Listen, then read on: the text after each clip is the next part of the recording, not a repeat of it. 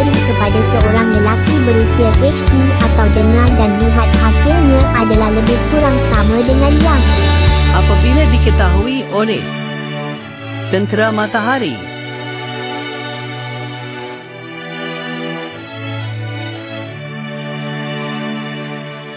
Faktor punca. Just let me give you the statistics first. Yang mentioning pun perlu kita sediakan satu jalan. Autisma sekarang sedang mengalami peningkatan yang sangat hebat. Peningkatan berlipat-lipat. Boleh hidup berdikari. Sebab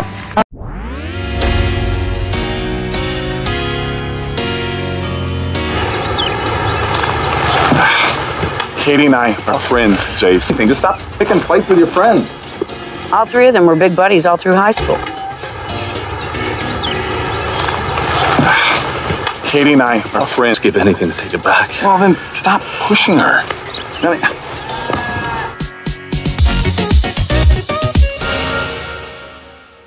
Dalam dialog minggu ini, tetapi tidak mahu lagi nyanyi kat rumah ni yang diadakan oleh Ludwig yang lalu saya terus menziarahi dan juga untuk polis yang negara mereka kekal terbela di dalam pembuatan oleh Ali Muhammad Najib Razak, Citus Unggul Muhammad Hafiz bin Abdul Wahab, Liana Muhammad Airul Fahmi.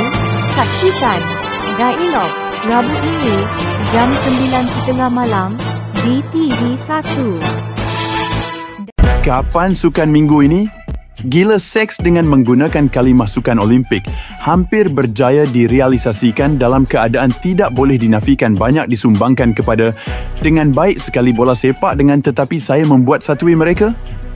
Saksikan Sekapan Sukan setiap Ahad 12.30 malam di TV1 hanya di RTM. Oh!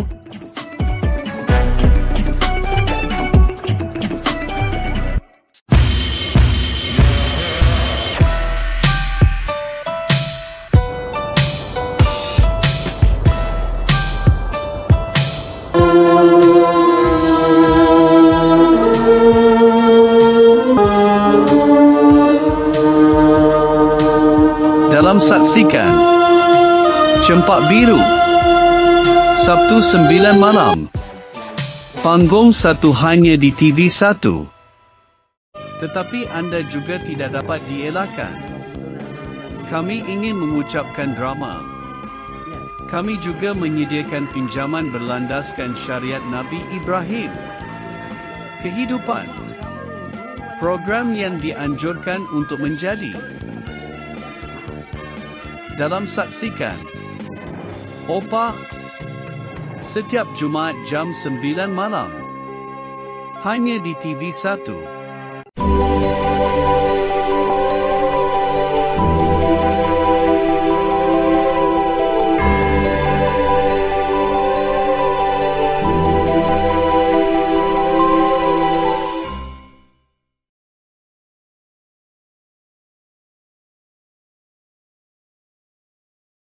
Assalamualaikum dan salam satu Malaysia. Saya Aina Suzaili.